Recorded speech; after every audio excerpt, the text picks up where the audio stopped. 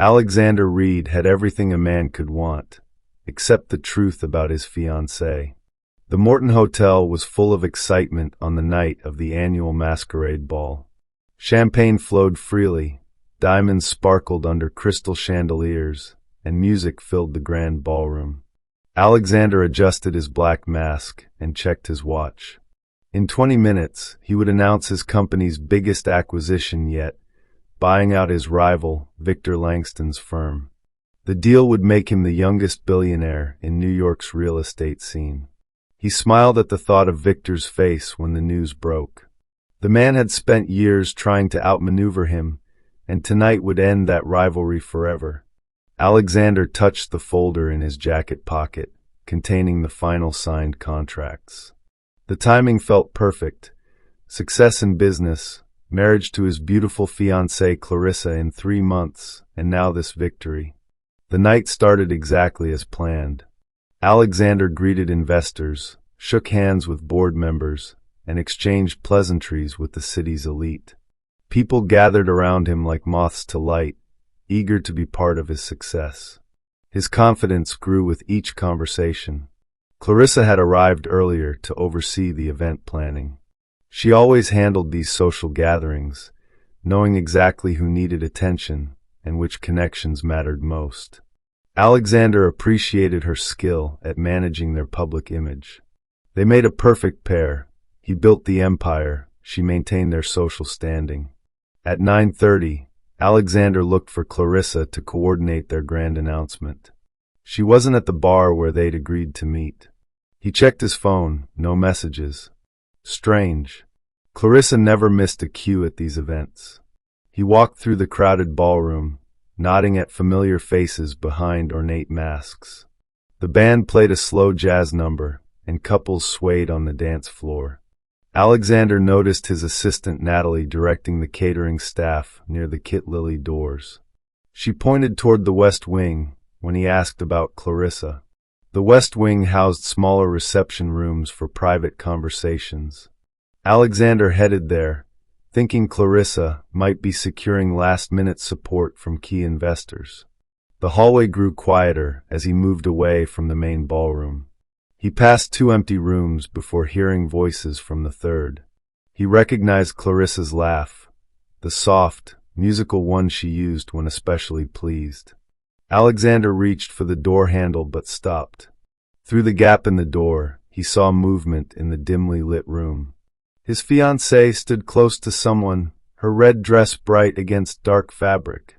A man's hands rested on her waist. Alexander's mind refused to process the scene at first.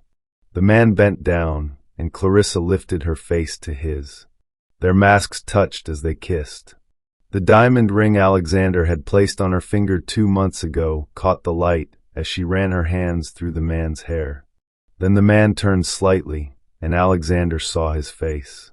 Victor Langston, his business rival, the man whose company he was about to acquire. The folder in Alexander's pocket felt heavy.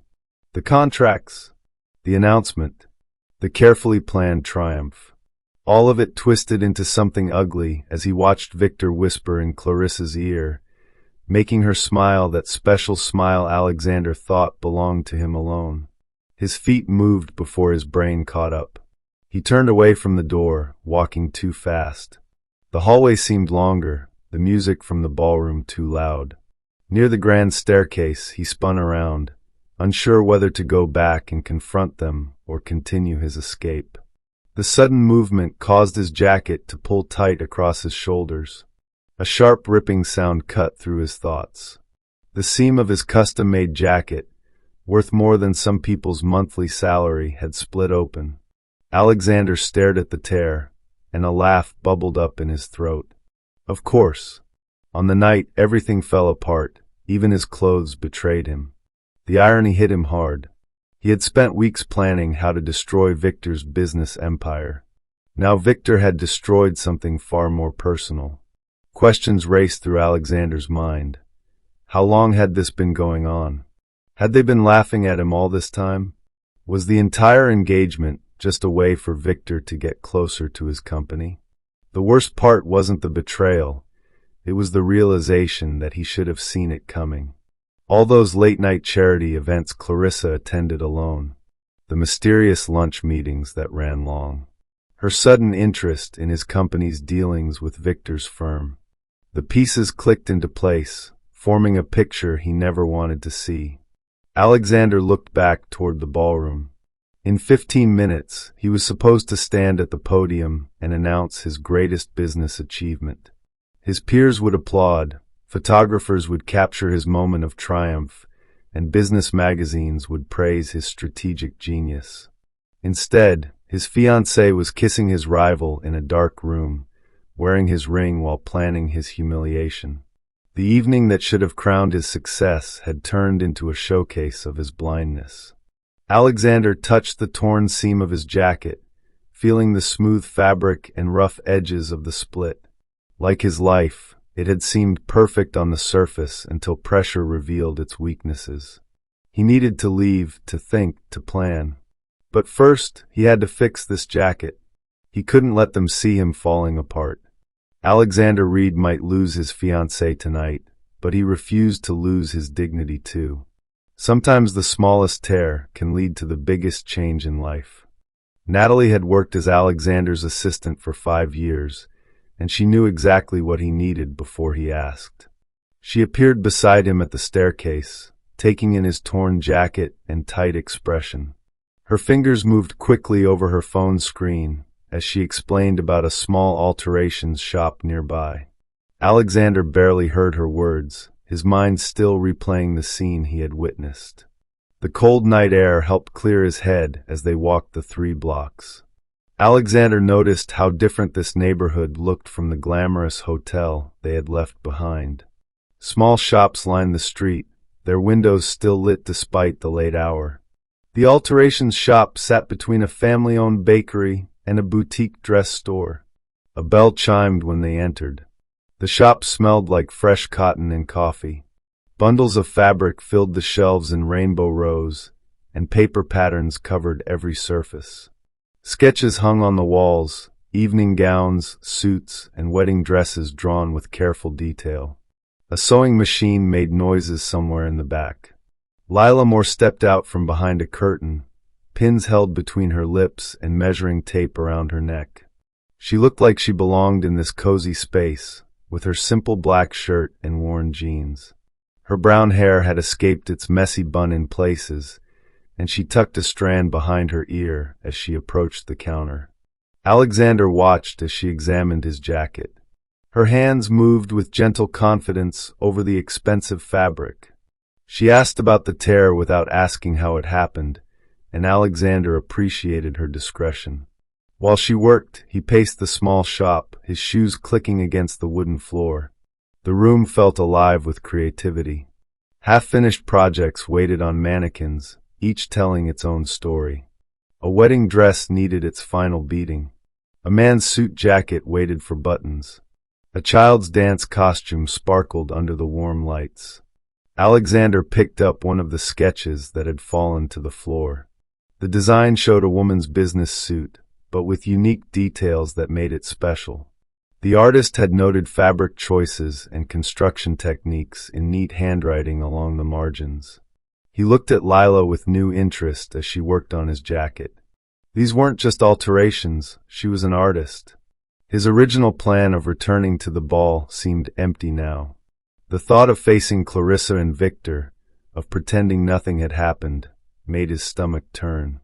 But as he watched Lila work, a new idea took shape. Her skillful fingers moved quickly, making invisible stitches that would repair his jacket. Maybe she could help repair his dignity too. The plan seemed crazy even to him. But Alexander had built his fortune by taking risks when others played it safe. He studied Lila as she finished the last stitches. She had none of Clarissa's polished beauty or practiced grace. Her nails were short and practical, her face free of makeup. But something about her quiet confidence caught his attention. When he offered her $5,000 to be his date, Lila's reaction surprised him. She didn't gasp at the amount or jump at the opportunity.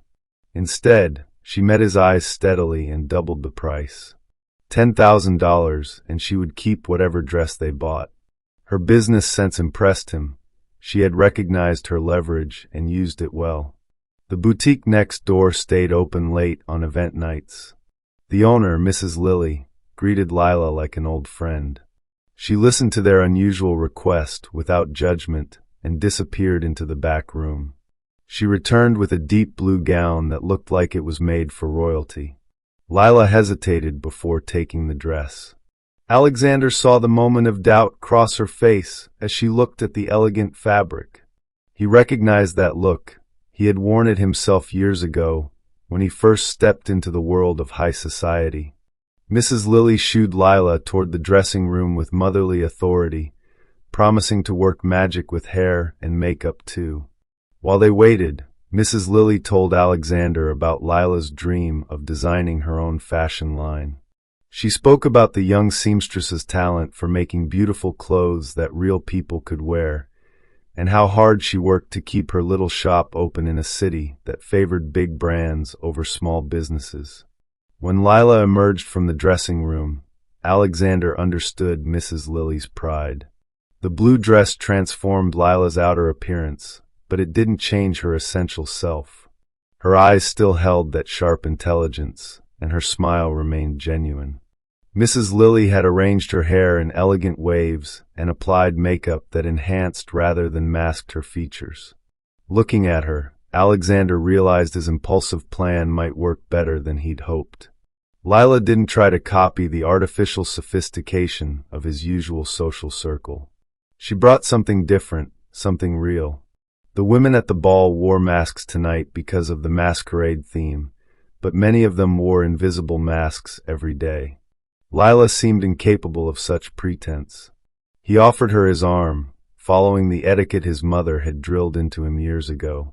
Lila took it with simple dignity, as if she accompanied billionaires to masquerade balls every weekend. Together they stepped out into the night, leaving behind the comfort of her small shop for the glittering world that waited at the Morton Hotel. Neither of them knew it yet, but that tear in Alexander's jacket had done more than ruin his evening plans. It had torn a hole in the carefully structured world he lived in, creating an opening for something unexpected to enter. As they walked back toward the hotel, the city lights illuminated their path, and for the first time that evening, Alexander looked forward to what might happen next. The best revenge isn't served cold. It's served in a blue dress with a side of unexpected charm. Alexander and Lila stepped back into the Morton Hotel ballroom at exactly 10 o'clock. The music paused between songs, creating a perfect moment of quiet as heads turned toward them. Alexander felt Lila's hand tighten slightly on his arm, but her smile remained steady. Clarissa saw them first. She stood near the champagne fountain, Victor's hand still on her waist. The crystal glass in her fingers trembled as she watched Alexander guide Lila down the main stairs. Her perfectly painted lips parted in surprise, and the color drained from her face. But it was Lila who stole the show. She moved with unexpected grace, the blue dress floating around her as if she'd worn designer gowns her whole life. When an elderly board member's wife complimented her dress, Lila spoke about the detailed stitching and the way the fabric draped. Her genuine enthusiasm for craftsmanship charmed the woman completely. At the bar, Alexander ordered champagne while watching Clarissa's reaction from the corner of his eye. His ex-fiancée had plastered on her society smile, but her eyes kept darting toward them. Victor tried to lead her to the dance floor, but she refused to move, glued to the spot where she could watch Alexander and his mysterious new companion. Lila sipped her champagne and studied the room. She pointed out a woman wearing a dress with mismatched seams, explaining how the designer had tried to hide the mistake with beading. Her observation made Alexander laugh, really laugh, for the first time that evening. The sound surprised him. He hadn't expected to feel anything but anger tonight. The party swirled around them. Men in expensive suits and women dripping with jewelry approached to introduce themselves. Each time, Alexander waited for Lila to stumble, to reveal herself as out of place in this world of wealth and privilege. Instead, she turned every conversation into something real. When the bank president bragged about his new yacht, Lila asked about the craftsmanship of the wood interiors. The man lit up, eager to discuss details no one else had ever cared about. When a famous designer approached, hoping to embarrass the unknown woman in their midst, Lila praised specific elements of her recent collection. The designer walked away impressed, handing Lila her business card. Alexander watched it all with growing amazement. Where Clarissa played social politics like chess, always calculating her next move, Lila simply talked to people. She remembered names, asked genuine questions, and shared her own passion for creating beautiful things. The night's crowning moment came when Victor tried to assert himself. He approached their table, Clarissa trailing behind him, and made a show of examining Lila's dress. Alexander felt his muscles tense, ready for confrontation. But Lila merely smiled and asked Victor about the suit he wore. She pointed out the excellent tailoring, while explaining exactly why the cut didn't quite suit his body type. Her comments, delivered with innocent enthusiasm, left Victor speechless and Clarissa fuming. As midnight approached, Alexander realized he had forgotten about his planned business announcement. The contract sat unopened in his jacket pocket. The revenge he had sought by bringing Lila seemed small compared to what had actually happened. She hadn't just helped him save face, she had shown him a different way to move through this world. They found a quiet moment on the terrace. The music drifted out through the open doors, and the city lights sparkled below them. Alexander looked at Lila, really looked at her, and saw the tiredness beneath her composed expression. She had carried off this evening perfectly, but it had cost her something to step so far outside her comfort zone. The business arrangement formed naturally in their conversation. 3 months of public appearances together would cement the story of Alexander moving on from Clarissa. The money would help Lila keep her shop open through the slow season and maybe start her own design line. On paper, it seemed perfect, a simple exchange of services. But as they shook hands to seal their deal, Alexander felt the warmth of her palm against his and wondered if anything about this would be simple. He had hired Lila to play a part, but she had spent the entire evening being utterly herself. How do you pretend a relationship with someone who refuses to pretend? They left the ball shortly after midnight. The gossip was already spreading through the crowd. Who was this mysterious woman who had captured Alexander Reed's attention? Where had she come from? What had happened to the engagement everyone had thought so perfect? In the car ride back to her shop, Lila kicked off her heels and curled her feet under her dress. She looked both smaller and more real without her shoes, like a fairy tale character returning from the ball to normal life. They worked out the details of their arrangement, appearances they would make, stories they would tell, boundaries they would keep. The car stopped outside her shop, and Lila stepped out into the quiet street.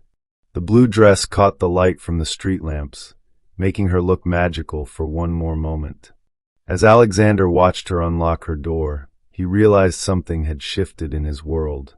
He had planned a night of revenge and gotten something entirely different instead. Their 3-month arrangement would begin officially tomorrow. But something had already begun tonight, something neither of them had planned for or expected. As his driver pulled away from the curb, Alexander touched the torn seam of his jacket, now mended so perfectly no one could see it had ever been broken.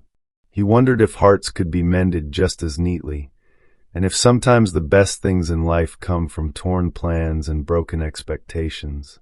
Money could buy a fake relationship, but real feelings came without a price tag. The first month of their arrangement followed a careful schedule. Alexander's assistant Natalie coordinated their appearances with military precision.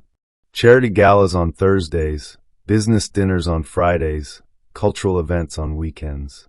Each outing earned Lila another installment toward her $10,000, and Alexander another shield against gossip about his broken engagement. Their third dinner together changed everything. Alexander took Lila to Le Petit, the French restaurant where food critics waited months for reservations. She studied the menu with reading glasses perched on her nose, then looked up at him with amusement. The prices were ridiculous, she said, and the portions would be tiny. Instead, she knew a family-owned Italian place 3 blocks away that served the best pasta in Manhattan. Alexander hadn't eaten at a restaurant without a dress code since college.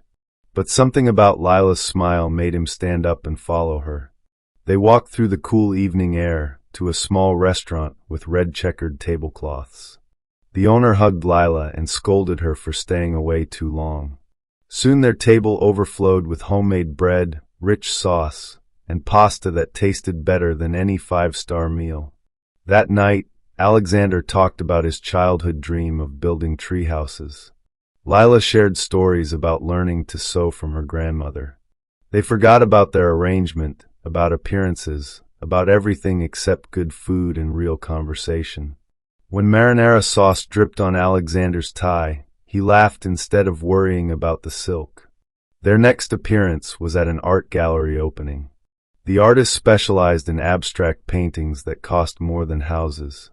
While other guests pretended to understand the meaning behind blue squares and red circles, Lila pointed out that one painting hung upside down. The artist overheard her and rushed to fix it, then spent an hour discussing color theory with her. Alexander watched her talk about the relationship between art and fashion design, her hands moving expressively as she explained her ideas.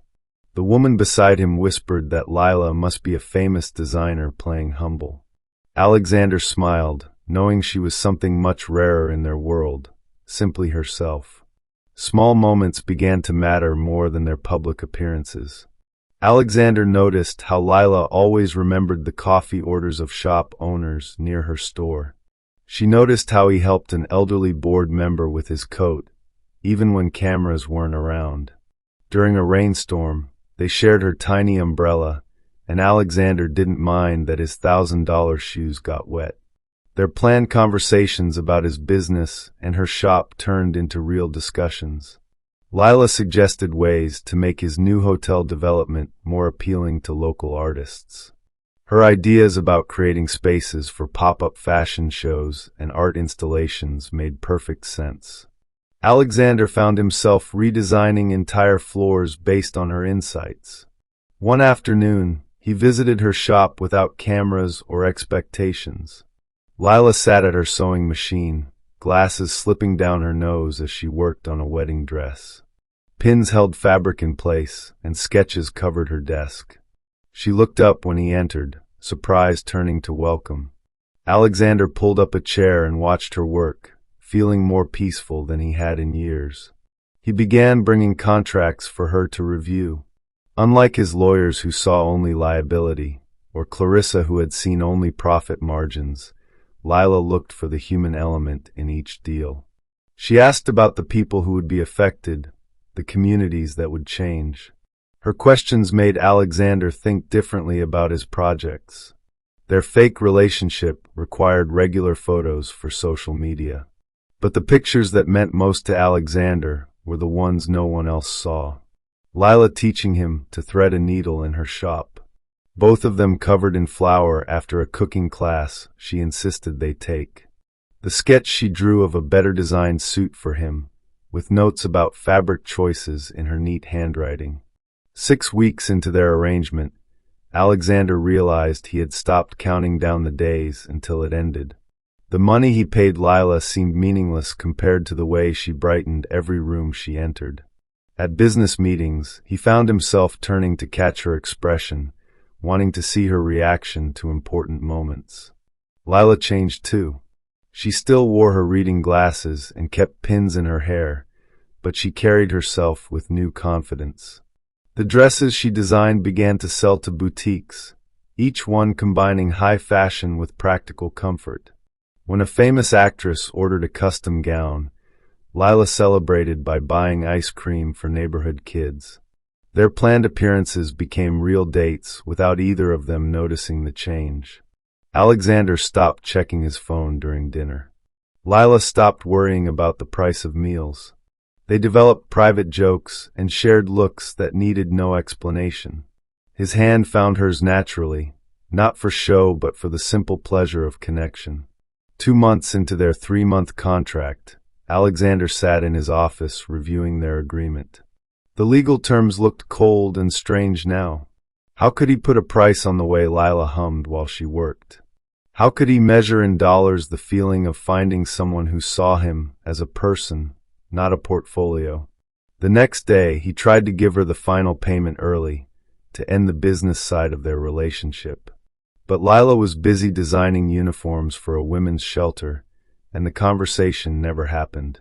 Instead, they spent the evening discussing ways to provide job training for the shelter's residents. Their contract lay forgotten in his briefcase, while something far more valuable grew in its place. But trust, once broken, leaves wounds that no seamstress can mend. The morning started like any other at Reed Enterprises.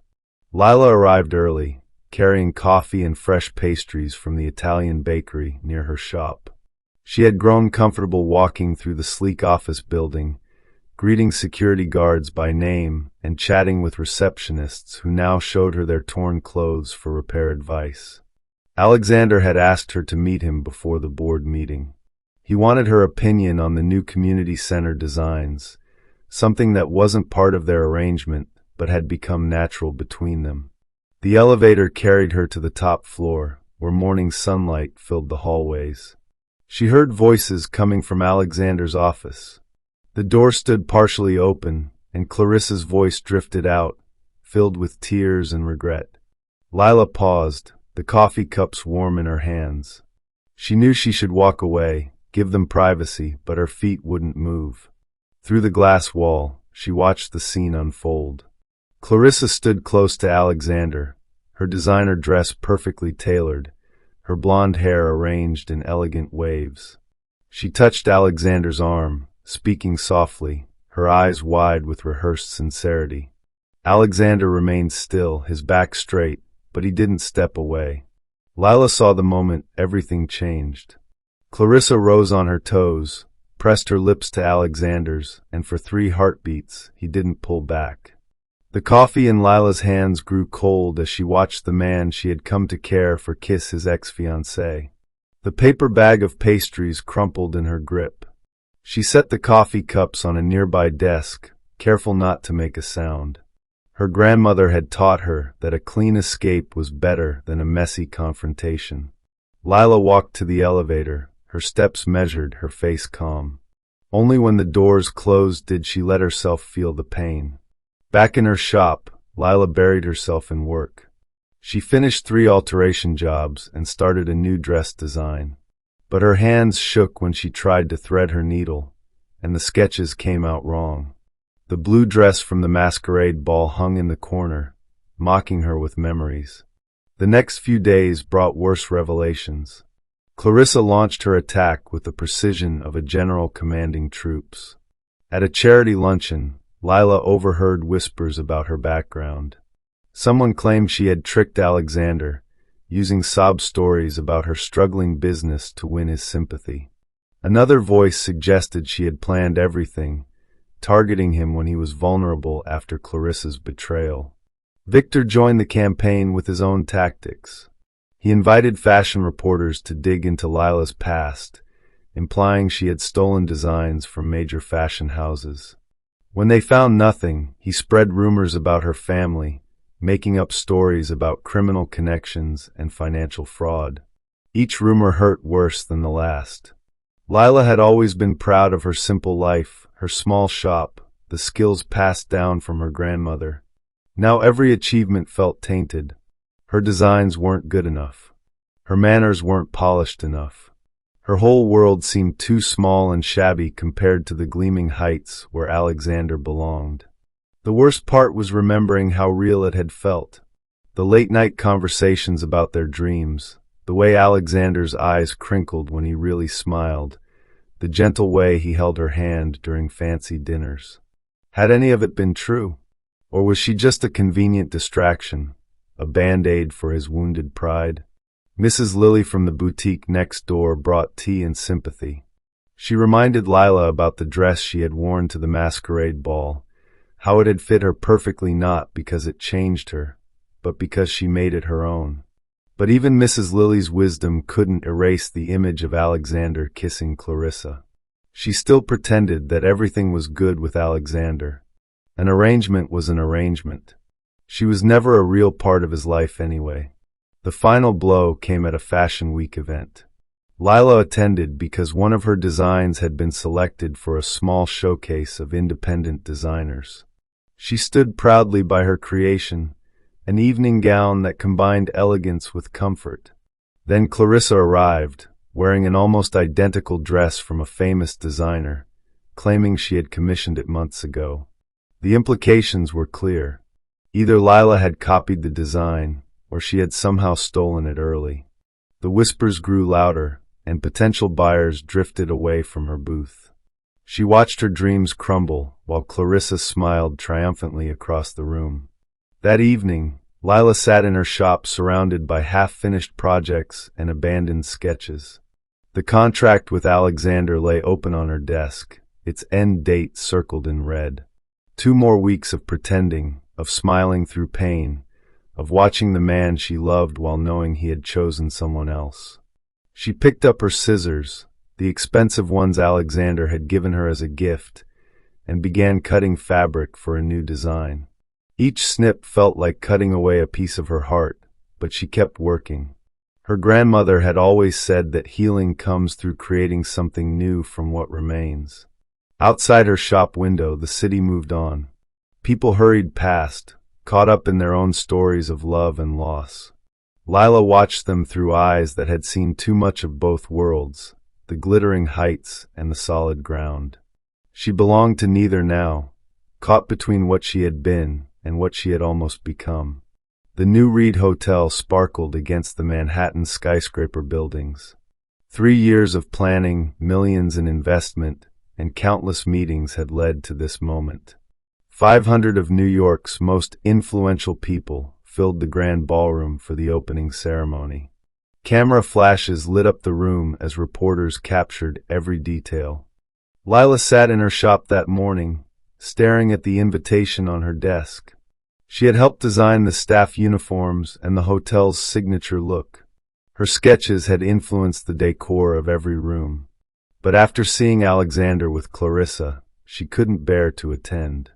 She wrote a polite email declining the invitation, citing work commitments. Alexander read her email 3 times. The past week had been strange without Lila beside him at meetings. Her empty chair at coffee shops felt wrong. Even his office seemed colder without her laughter. When he learned about Clarissa's campaign against her, about the Fashion Week incident, about all the whispered rumors, he understood why Lila had pulled away. He tried calling her shop. Mrs. Lily next door said Lila was busy with clients. He sent flowers. They came back with a note saying their arrangement had served its purpose. He drove by her shop at closing time, but the lights were already off. The hotel opening began exactly as planned. Champagne flowed, photographers snapped pictures, and waiters carried silver trays of tiny food that cost more than Lila's monthly rent. Alexander moved through the crowd, shaking hands and accepting congratulations. Clarissa arrived in a red designer dress, Victor beside her. She positioned herself near the stage where Alexander would give his speech. Her smile said she had won, that everything would return to normal now that the seamstress was gone. 10 minutes before his scheduled speech, Alexander stood in his office on the top floor. The city spread out below him, millions of lights twinkling in the darkness. He thought about Lila's face the first time he brought her up here to see the view. She had pointed out the neighborhood where she grew up, telling stories about playing hopscotch on sidewalks between tall buildings. The speech in his pocket talked about property values and investment returns. He had practiced it until every word was perfect. But standing there, looking at the city Lila loved, different words filled his mind. The ballroom fell silent when Alexander took the stage. Camera phones rose to record the moment. Business reporters readied their notebooks. Alexander pulled out his speech, looked at it for a long moment, then put it back in his pocket. He began by thanking everyone for coming. Then he told them about a torn jacket at a masquerade ball, about a small shop with warm yellow light and walls covered in sketches, about a woman who saw beauty in broken things and worth in simple moments. The crowd stirred, unsure where this story was going. Clarissa's smile slipped. Victor checked his phone, bored with this deviation from business talk. But Alexander continued, his voice growing stronger. He talked about Lila's design for the hotel uniforms, how she insisted they be comfortable as well as beautiful, how she suggested putting local artists' work in every room instead of mass-produced prints, how she made the hotel feel like a home instead of just another luxury building. Phones started ringing as reporters called their editors. This wasn't the standard business story they had expected. The famous real estate developer was talking about love instead of money, about character instead of profits. Alexander described the moment he realized he loved Lila. It wasn't at a fancy party or important meeting. It was a rainy Tuesday when she spent hours helping an elderly woman adjust a wedding dress she wanted to give her granddaughter. Lila's dedication to making someone else's dream come true showed him what real beauty looked like. The room grew completely quiet. Even the waiters stopped moving. Alexander's voice filled every corner as he admitted his own mistakes. He had let Clarissa kiss him, caught in old memories. He had stayed silent while rumors hurt someone he cared about. He had watched Lila walk away because he was too proud to run after her. Clarissa tried to leave, but photographers blocked her path. Camera flashes caught her angry expression and Victor's embarrassment. But Alexander barely noticed them. He spoke directly into the cameras, hoping Lila might see this somehow. His final words came straight from his heart. He told the world that Lila Moore was the most beautiful woman he had ever known, not because of her looks, but because of her spirit. He declared his love without pretense or protection, letting go of every mask he had worn. The ballroom erupted in applause. Not the polite kind that followed business speeches, but real applause filled with emotion. People who had ignored Lila at parties now asked where she was. Reporters who had printed Clarissa's rumors scrambled to rewrite their stories. Alexander walked off the stage, ignoring questions and cameras. He headed for the exit, his car already waiting. He knew exactly where he needed to go. The most important audience for his speech hadn't been in that ballroom at all. As his car pulled away from the hotel, his phone exploded with messages. The video was already going viral. Business news turned into entertainment news as his declaration of love captured public imagination. But Alexander only cared about reaching one small shop where warm light still glowed in the window. Real love stories don't end at the grand gesture, they begin there. Lila watched Alexander's speech on Mrs. Lily's phone. The boutique owner had rushed into the shop, waving her phone and speaking rapidly in mixed English and Chinese. The video already had thousands of views. Every news channel in New York played clips of Alexander Reed, the city's most eligible bachelor, declaring his love for a seamstress. She sat on her work stool, surrounded by half-finished dresses and countless sketches, as Alexander's words filled her small shop. When the bell above her door chimed, she didn't need to look up to know who had come in. 1 year later, the same shop buzzed with activity. Lila's designs hung in the window, but the space had grown. The wall between her shop and Mrs. Lily's boutique had come down, creating a warm, welcoming space where women of all sizes could find beautiful clothes that actually fit them. The Moreed collection started small. Lila designed clothes she would want to wear, elegant but comfortable, beautiful but practical. Alexander handled the business side, but never without asking her opinion first. They turned down offers from major retailers who wanted to mass-produce the designs with cheaper materials. Each piece remained special, made with care and attention to detail. Their first fashion show broke all the rules.